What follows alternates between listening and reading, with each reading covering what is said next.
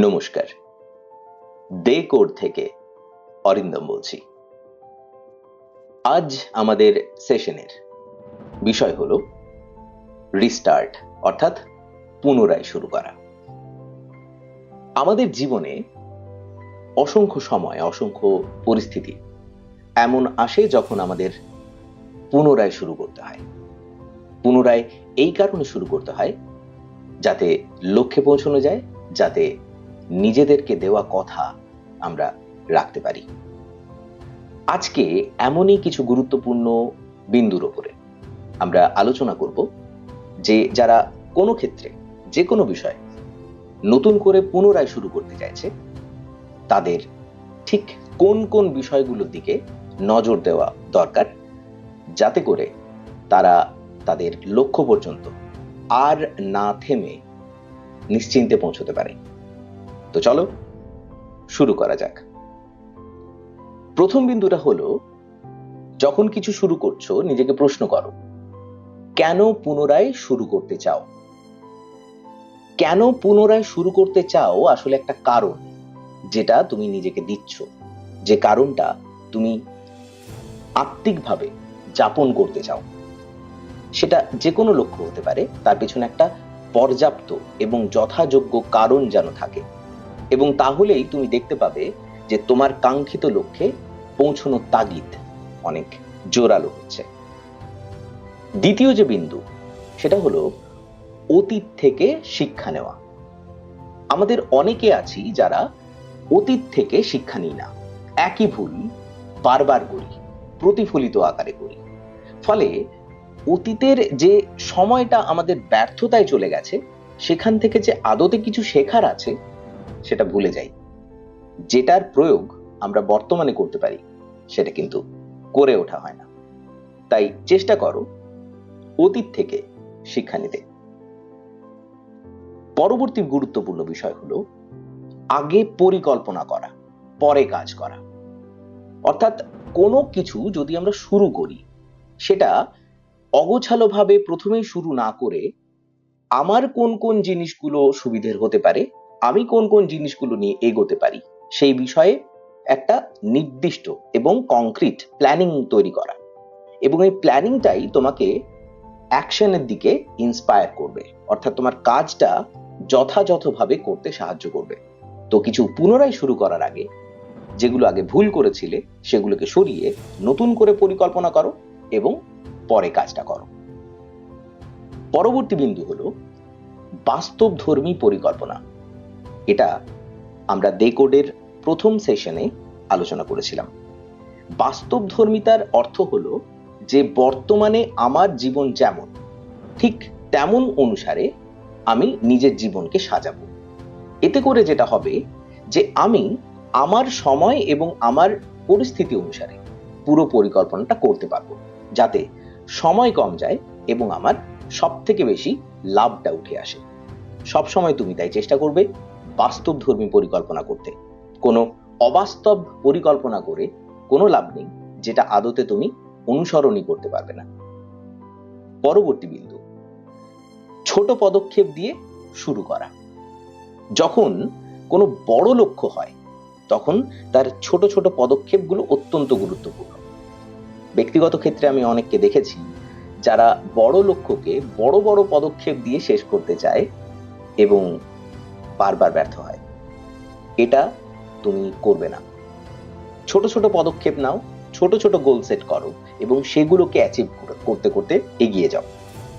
এভাবে তুমি যখন এগোবে, তত তোমার সময়ও কম লাগবে এবং তুমি দীর্ঘমেয়াদী স্তরে টিকে থাকতে পারবে। ফলে আদতে একটা সময় তুমি ঠিক লক্ষ্যে পৌঁছেই যাবে। তো ছোট পদক্ষেপ দিয়ে শুরু করো। পরবর্তী গুরুত্বপূর্ণ বিষয় হলো নমনীয় থাকা। ইংরেজিতে এটাকে আমরা ফ্লেক্সিবিলিটি বলি। অর্থাৎ যেমন পরিস্থিতি, যেমন সময় তোমার কাছ থেকে যেমন কাজ দাবি করে, তুমি ঠিক সেই অনুসারে কাজগুলোকে করো। সবটা একদম কঠিন বাস্তবতায় আটকে ধরে তুমি যদি এগিয়ে চলতে যাও, হতে পারে তুমি ব্যর্থতার সম্মুখীন হলে। তাই চেষ্টা করো নিজেকে নমনীয় করতে, পরিস্থিতি সময় অনুসারে নিজেকে ভেঙে গড়ে নিতে। এতে করে তোমার দীর্ঘমেয়াদী স্তরে টিকে থাকাটা সুবিধের হবে এবং তুমি সহজেই যেটা পুনরায় শুরু করেছো সেটা আরো অনেকটা দিন গন্তব্য পর্যন্ত টিকে থাকতে পারবে। প্রয়োজনে সাহায্য নেওয়া। দেখো, প্রয়োজনে সাহায্য নেওয়ার অর্থ আমরা অনেক সময় লাজুক হয়ে যাই, লজ্জা পাই, বা অনেক সময় আমাদের কিছুটা দ্বিধাদ্বন্দ্ব কাজ করে কারোর কাছ থেকে সাহায্য চাওয়া বা কারোর কাছ থেকে সাহায্য নেওয়ার বিষয়। কিন্তু একটা জিনিস বুঝতে হবে, এই লক্ষ্যটা একান্তই তোমার। তোমার যদি লক্ষ্যে পৌঁছতে হয় এবং সেখানে সত্যিই কারোর হেল্প বা সাহায্য প্রয়োজন হয়, তুমি অবশ্যই উদার চিত্তে নাও, কোনো অসুবিধে নেই, এবং এটা নাও কারণ এটা তোমার প্রয়োজন। অগ্রগতির পরিমাপ করা। অগ্রগতির পরিমাপ করার অর্থ মাঝে মাঝে নির্দিষ্ট বিরতিতে আমাদের থামতে হবে। আমরা পুনরায় যে কাজটা শুরু করেছি সেটা ঠিক কতদূর এগোলো আর ঠিক কতটা এগোনো বাকি, এটা পরিমাপ করা খুব জরুরি। কেন? কারণ যখন আমাদের কাছে এটা পরিষ্কার হয়ে যায় যে আমরা কতটা পথ এলাম আর ঠিক আন্দাজ অনুসারে কতটা পথ যেতে হবে, আমাদের মনের মধ্যে একটা অনুপ্রেরণা কাজ করে বাকিটুকু পথও পেরিয়ে যাবার। সুতরাং পেছনে তাকানোটা খুব জরুরি, অন্তত আমার পথটা যতটা যাপন করলাম। এতে করে অগ্রগতির পরিমাপ করা যায় এবং পেছনের যে ভুল ত্রুটিগুলো সেগুলোকেও ক্রমশ শুধরে আরো দ্রুত যাতে লক্ষ্য অভিমুখে আমরা যাত্রা করতে পারি সেটা নিশ্চিত করা যায়। ব্যর্থতার থেকে শেখা। খানিকক্ষণ আগেই আমরা অতীত থেকে শিক্ষা লাভের কথা বললাম, কিন্তু ব্যর্থতার থেকে শেখার সম্পূর্ণ অন্য। ব্যর্থতা হলো তোমার দুর্বলতার পরিচয়। ঠিক যে যে জায়গাগুলোতে তুমি দুর্বল হয়েছিলে, সেটা যে কোনো কারণেই হতে পারে, সেই দুর্বলতাগুলো তুমি সামনে আনো এবং দেখো যে ব্যর্থতাগুলো তোমাকে আটকে দিয়েছে, পরবর্তী অগ্রসরতায় সেই ব্যর্থতাগুলো যেন না থাকে। এটা হলো ব্যর্থতার থেকে শেখা। ব্যর্থতা কিন্তু ভালো জিনিস, এতে তোমার দুর্বলতাগুলো স্পষ্ট হয়। তো সেখান থেকে আমাদের শিখতে হবে। প্রক্রিয়ার প্রতি বিশ্বস্ত থাকা। প্রক্রিয়ার প্রতি বিশ্বস্ত থাকার অর্থ যে প্রসেসে আমরা লক্ষ্যের দিকে এগোচ্ছি, সেই প্রসেসটাকে, সেই পদ্ধতিটাকে, প্রক্রিয়াটাকে বিশ্বাস করা। বিশ্বাস করা যে তুমি এটার দ্বারাই পারবে। বিশ্বাস করা যে তোমার এই প্রক্রিয়াটা একদম সঠিক পথে তোমাকে নিয়ে যাচ্ছে। তুমি যত এটা বিশ্বাস করবে তত তুমি দেখবে ধীরে ধীরে লক্ষ্যের দিকে অভিমুখে খুব দ্রুত এগিয়ে যাচ্ছ। স্পষ্ট দূরদৃষ্টি রাখা। এটার অর্থ হলো তোমার ভিশনটা যেন ক্লিয়ার হয়। যে দূরদৃষ্টিতা নিয়ে তুমি লক্ষ্যের পথে পুনরায় যাত্রা শুরু করেছো, সেই পুনরায় যাত্রাটা যে নতুন পরিকল্পনার আঙ্গিকে শুরু করেছো, যে নতুন সূচনার আঙ্গিকে শুরু করেছো, সেই সূচনা বা সেই পরিকল্পনাটা যেন যাপিত হয়। তুমি যেন দূরদৃষ্টি রাখো যে যে যে ভুলগুলো তোমার আগের হয়েছে এবং বাস্তবে তোমার যে যে কাজগুলো করা দরকার, সেই সব কিছুর সংমিশ্রণে তুমি আদতে একটা লক্ষ্যে কিন্তু পৌঁছে যাবে এবং ঠিক কতটুকু করলে কত দূর পৌঁছবে এবং ভবিষ্যতে তোমার পরিকল্পনা কি হবে তারও যেন একটা আভাস থাকে তাতে। এতে তোমার পুনরায় যখন কোনো কাজ শুরু করবে সেটা তুমি দীর্ঘমেয়াদী স্তরে লেগে থাকতে পারবে। কিছু বিষয়কে অগ্রাধিকার দেওয়া। সময় এবং পরিস্থিতি অনুসারে তুমি যেমন নমনীয় হচ্ছ, একইভাবে সময়ের এবং পরিস্থিতির দাবি অনুসারে তোমাকে তোমার কার্যকালীন অবস্থায় কিছু পরিস্থিতি বা কিছু বিষয়ের উপরে বিশেষ গুরুত্ব আরোপ করতে হবে এবং সেটা এই কারণে যাতে তোমার পূর্ণ কাজটা ঠিকভাবে হয়। সবসময় যে তোমার পরিকল্পনা অনুসারেই সময় বা পরিস্থিতি চলবে এমনটা নয়। সময় বা পরিস্থিতির দাবি অন্য কিছু হতেই পারে। সেই ক্ষেত্রে তুমি তোমার যে কার্যকালীন অবস্থাটা সেটা সেই অনুসারে সেই বিষয়গুলোকে একটু বেশি গুরুত্ব বা কিছু জিনিসকে একটু কম গুরুত্ব দিয়ে সাজিয়ে নিতে পারো। এতে তোমার চলার পথটা সহজ হবে। অগোছালো থেকে পুনরায় সাজানো। শেষবার যখন তুমি ব্যর্থ হয়েছিলে বা কাজটা ছেড়ে দিয়েছিলে, যে কারণে তুমি এবার আবার পুনরায় শুরু করছো, সেবারে যে কারণে তুমি ছেড়ে দিয়েছিলে তার একটা বড় কারণ হলো তুমি ছড়িয়ে পড়েছিলে, তুমি অগোছালো হয়ে পড়েছিলে। এই অগোছালো ভাব থেকে পুনরায় নিজেকে একটু একটু করে সাজিয়ে নেওয়াটা আমাদের বড্ড বেশি দরকার, এবং এই কাজটা সময় সাপেক্ষ কিন্তু প্রয়োজনীয়। এটা যত ভালো করে করবে, তোমার পরবর্তী পুনরায় যে শুরুটা করছো সেটা আরো সহজে এবং সরলভাবে অগ্রবর্তী হবে। তো অগোছালো যেগুলো রয়েছে সেগুলোকে সাজিয়ে নাও। মানসিকতাকে নতুন ভাবে গোছানো। মাইন্ডসেট সবকিছু তৈরি করে দিতে পারে। তুমি চেষ্টা করলে অনেক কিছু ভাবতে পারো, কিন্তু তোমার কাছে সেই ভাবনাগুলোর গুরুত্ব বা তোমার কিছু ভাবনার পরিবর্তন তোমার লক্ষ্য অনুসারে হওয়া উচিত, এবং এই মানসিকতার পরিবর্তনই তোমাকে আদতে পারিয়ে দেবে। তো চেষ্টা করবে পুরনো যে মানসিকতা যেটা তোমাকে বারবার আটকে দিয়েছে সেগুলোকে পরিহার করতে, ছেড়ে ফেলতে, এবং তারপরে নতুন কিছু মাইন্ডসেটকে অ্যাডপ্ট করতে, গ্রহণ করতে। ফলে সেখান থেকে তুমি নতুন কিছু যাপন করতে পারবে, সহজেই পারবে।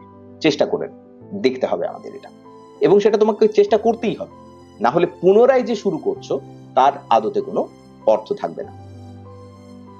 প্রযুক্তির সাহায্য নেওয়া।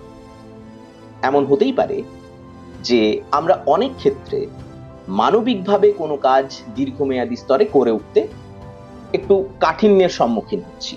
সেই ক্ষেত্রে একটু খেয়াল করে দেখো ঠিক কোন কোন প্রযুক্তি বা টেকনোলজি তুমি তোমার কাজের মধ্যে ইনক্লুড করতে পারো, সংযুক্ত করতে পারো, যাতে করে তোমার কাজটা একটু সরল হয়, তোমার সময়টা বাঁচে এবং তুমি সর্বোপরি অনেকটা ভালোভাবে সেই কাজটা দক্ষতার সঙ্গে করে উঠতে পারো। তো যেখানে প্রযুক্তির সাহায্য নেওয়া প্রয়োজন বলে তুমি মনে করছো, সেখানে নিশ্চিন্তে প্রযুক্তির সাহায্য নাও। কৃতজ্ঞ থাকা। এটা নিয়েও আমরা প্রথম আমাদের সেশনে আলোচনা করেছি, কিন্তু এই ক্ষেত্রে বলার অর্থ হলো যে কৃতজ্ঞ থাকার অর্থ তুমি যখন পুনরায় শুরু করছো, অর্থাৎ জীবন তোমাকে আরো একটা সুযোগ দিয়েছে, এটার প্রতি কৃতজ্ঞ থাকা দরকার।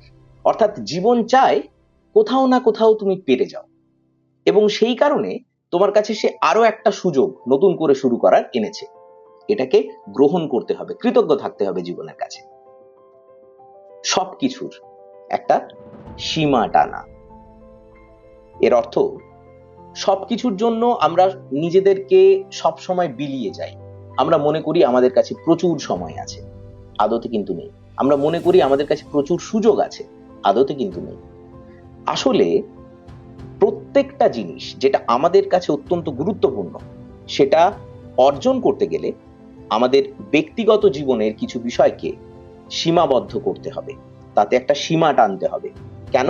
যাতে অতিরিক্ত যে সময় এবং জীবন ঊর্জা আমরা অপচয় করে ফেলছি সেটা যাতে আটকানো যায়, এবং আমাদের যেটা আদতে খুব গুরুত্বপূর্ণ কাজ, যেটা লক্ষ্যে আমরা এগোচ্ছি, সেটা যেন সহজে আমরা করে উঠতে পারি। তো সবকিছুর জন্য একটা সীমা থাকা দরকার। দায়বদ্ধ থাকা। দেখো, দায়বদ্ধ বা অ্যাকাউন্টেবল হওয়া খুব জরুরি। যদি আমরা নিজেদের কাজের জন্য নিজেদের কাছেই দায়বদ্ধ না থাকি, তাহলে আর কে থাকবে? তাহলে আমরা লক্ষ্যে পৌঁছবো কি করে? যে কাজটা তুমি পুনরায় শুরু করছো, জীবন তোমাকে আরো একটা সুযোগ দিয়েছে, সেখানে তোমার যদি দায়বদ্ধতা না থাকে, তুমি নিজের কাছেই যদি নিজে উত্তর দিতে, কৈফিয়ত দিতে বাধ্য না থাকো, তাহলে তোমার অজানা জায়গাগুলো উত্তর কে দেবে, কে সমাধান করবে? কেউ না। অর্থাৎ যখন কোনো কাজ পুনরায় শুরু করবে, নিজের জন্য একটা স্পেসিফিক দায়বদ্ধতা বা অ্যাকাউন্টেবিলিটি নির্দিষ্ট রাখবে। এটা রাখা খুব জরুরি। কোন পদ্ধতিটা কার্যকর দেখা। তুমি এই যাবৎ জীবনে অনেক কিছু পুনরায় শুরু করেছো, অনেক কিছু, কিন্তু যেটা তোমার কাছে এই মুহূর্তে সব থেকে বেশি গুরুত্বপূর্ণ, সেই কাজটার ঠিক কোন কোন পদ্ধতিতে করতে গিয়ে তুমি দেখেছো যে কোন পদ্ধতিটা তোমার সঙ্গে সব থেকে ভালো যায়, সেই কার্যকর পদ্ধতিটাকে চিহ্নিত করা খুব জরুরি, এবং যেটা তোমার পক্ষে ভালো বা যেটা তোমার পক্ষে কার্যকর হচ্ছে সেটাকে অনুসরণ করা খুব জরুরি, বিশেষ করে যদি তুমি পুনরায় কোনো কাজ শুরু করছো। এতে করে তোমার আর নিজের সঙ্গে লড়তে অতটা হবে না, একটা সরলভাবে পৌঁছে যাবার প্রবণতা কিন্তু তৈরি হবে। তো এটা দেখে নিন। প্রাপ্তিগুলো উদযাপন করা। যখন আমরা খানিকক্ষণ আগেই বললাম যে ছোট ছোট পদক্ষেপ নিয়ে শুরু করা, এখানে তোমার যখন অ্যাচিভমেন্ট গুলো আসবে, অর্জনগুলো আসবে, তখন সেগুলো তোমার কাছে প্রাপ্তি, ছোট ছোট প্রাপ্তি। সেলিব্রেট করো এগুলো, নিজের মনে আনন্দ একটা রাখো যে আলটিমেটলি তুমি যেটা চেয়েছিলে সেটা কিন্তু ধীরে ধীরে তুমি পেরে যাচ্ছ, তুমি সেই লক্ষ্যে পৌঁছে যাচ্ছ যেখানে তুমি পৌঁছতে চেয়েছিলে। তো এই প্রাপ্তিগুলোর উদযাপনই তোমার কাছে ইন্সপিরেশন বা অনুপ্রেরণার কাজ করবে, যেটা তোমাকে এগিয়ে যেতে সাহায্য করবে। নতুন জ্ঞান অর্জন করা, এর অর্থ হলো, হতে পারে যে তুমি একটা পদ্ধতি অবলম্বন করেছো যেটা কোনো নির্দিষ্ট জ্ঞানের ভিত্তিতে তৈরি করা। এবার যেহেতু সেটা কাজ করেনি সেই সময়, এখন তুমি পুনরায় আবার শুরু করতে চাইছো, চেষ্টা করো যে নতুন কিছু ধারণাকে ইনক্লুড করতে, সংযুক্ত করতে নিজের প্ল্যানিং এ, এবং সেটার জন্য তোমার নতুন কিছু জ্ঞান দরকার হবে। একটু খতিয়ে দেখা জরুরি যে তোমার এই কাজটা শেষ করতে গেলে নতুন কোন কোন পদ্ধতি অবলম্বন তুমি করতে পারো। যখনই তুমি এটা করবে, তুমি দেখবে তোমার কাজের মধ্যে একটা অন্য মাত্রা যুক্ত হচ্ছে, যেটা তোমার কাজকে আরো আনন্দময় করে তুলবে এবং তোমার লক্ষ্যের দিকে নিয়ে যেতে সাহায্য করবে। নিজের খেয়াল রাখা। দেখো, এটা পরিষ্কার বুঝে আমাদের নিতে হবে যে আদতে আমাদের জীবনে যদি কোনো মানুষ সব থেকে বেশি গুরুত্বপূর্ণ হয়, সেটা এক এবং একমাত্র তুমি নিজে। কেন? কারণ তোমার অস্তিত্ব আছে বলেই তুমি সমস্ত কিছু অনুভব করো। সুতরাং তোমার এই মুহূর্তে সব থেকে বড় যে প্রায়োরিটি বা অগ্রাধিকার, সেটা কিন্তু হচ্ছে তোমার লক্ষ্যটা, যেটা তুমি পুনরায় শুরু করেছো যেখানে পৌঁছতে। ফলে এটার জন্য সেই তোমার অস্তিত্ব, অর্থাৎ তোমার নিজের দিকে খেয়াল রাখা বড্ড বেশি জরুরি। তুমি যদি মানসিক এবং শারীরিকভাবে বিক্ষিপ্ত হয়ে পড়ো, তাহলে তুমি বেশি দূর কিন্তু এগোতে পারবে না। তো নিজের দিকে খেয়াল রেখো। নেতিবাচক প্রভাব থেকে দূরে থাকা, এটা আমরা কম বেশি সবাই জানি, কিন্তু এই ভুল আমরা করেই থাকি। নেতিবাচক প্রভাব থেকে সবাই দূরে থাকতে চায়, কিন্তু কিভাবে থাকতে হবে অনেকে সেটা বুঝে উঠতে পারে না। সিম্পলি একটা কাজ তোমরা করতে পারো, যা কিছু তোমাদের মনোবলকে দুর্বল করে সেই সব কিছু থেকে নিজেদের সরিয়ে আনতে পারা। যদি এটা করে নিতে পারো, সেই সব কিছু থেকে নিজেদের একটা দূরবর্তী অবস্থান করে নিতে পারো, তাহলে সেই সমস্ত প্রভাব তোমাদের আর ছুঁতে পারবে না। অর্থাৎ পারলে নিজেকে একটু আড়ালে নিয়ে চলে যাও। এতে করে তুমি সমস্ত বাহ্যিক প্রভাব থেকে কিছুটা অন্তত প্রভাব মুক্ত থাকবে। এতে করে তোমার যে কাজটা, যেটা তুমি নেতিবাচকহীন ভাবে অনেকটা ইতিবাচক ভাবে করতে চাইছো, সেটা তুমি সহজে পেরে যাবে। শৃঙ্খলা পরায়ণ হওয়া ভীষণ ইম্পর্টেন্ট এটা। কেননা ডিসিপ্লিন নিয়ে আমরা ছোটবেলা থেকে শুনি, কিন্তু সত্যি কথা হলো আমরা কেউই 100% শৃঙ্খলা পরায়ণ হতে পারি না। সেটা মানবিক কারণেই হতে পারি না। কিন্তু যখন তুমি লক্ষ্যকে বেছে নিয়েছো, সেটা বারবার চেষ্টা করে ব্যর্থ হয়েছে বলেই পুনরায় শুরু করছো এবার, তখন কিন্তু তোমাকে শৃঙ্খলাবদ্ধ হতেই হবে। কেননা শৃঙ্খলা পরায়ণ তুমি যদি না হও, তাহলে তুমি কিন্তু তোমার যে পুনরায় শুরুর কাজটা করেছো সেটা কিন্তু লক্ষ্য পর্যন্ত পৌঁছতে পারবে না। তো চেষ্টা করতে হবে যে এবার নিজের সন্তানকে মানুষ, মা যেরকম গুরুত্ব দিয়ে তার তাকে একদম বড় করে তোলেন, তাকে লালন পালন করেন, ঠিক এক্স্যাক্টলি একইভাবে তুমি নিজের যে লক্ষ্যটা আছে সেটা শৃঙ্খলা পরায়ণ ভাবে সময় সময় যেটা করা দরকার সেটা অনুসারে তার দিকে অগ্রগতি হও। ধৈর্য রাখা। কোনো জিনিস একদিনে হয়ে যায় না, সময় লাগে। তোমার এই ছোট ছোট চেষ্টাগুলো যখন ফল দেবে একটা দিন, সেটাও কিন্তু খুব কাছের কোনো একটা সময় নয়, সেটাও একটু দূরবর্তী। ফলে ধৈর্য কিন্তু রাখতে হবে, এবং এই ধৈর্য যে রাখে প্রয়াসের সঙ্গে, তার কিন্তু ফল সুমিষ্ট হয়। এ নিয়ে কোনো দ্বিমত নেই, তোমারও হবে। তুমি পুনরায় শুরু করছো, তার মানে তোমার মধ্যে একটা অ্যাসপিরেশন কাজ করছে, এবং এই অ্যাসপিরেশন তোমাকে কিন্তু পারিয়ে দেবে। তুমি পরিশ্রমী এবং লাগাতার লেগে আছো, তুমি নিশ্চয়ই পারবে, শুধু ধৈর্য রাখো। নিজের ইচ্ছে নিজের কাছে স্পষ্ট করা। দেখো, তুমি কি চাও এটা সবার আগে তোমার কাছে স্পষ্ট হতে হবে। বিভ্রান্তি আসলে তুমি বিভ্রান্তির দিকে চলে যাচ্ছ, তুমি কোনো একটা কিছুর দ্বারা প্রভাবিত হয়ে পড়ছো, লক্ষ্যটাকে অনাথ করে বারবার চলে যাচ্ছ। ফলে যখন তুমি ফিরে আসছো তখন তোমাকে পুনরায় শুরু করতে হচ্ছে। এটা কিন্তু করা যাবে না। যখন কিছু শুরু করবে তখন সেটাতে লাগাতার লেগে থাকতে হবে।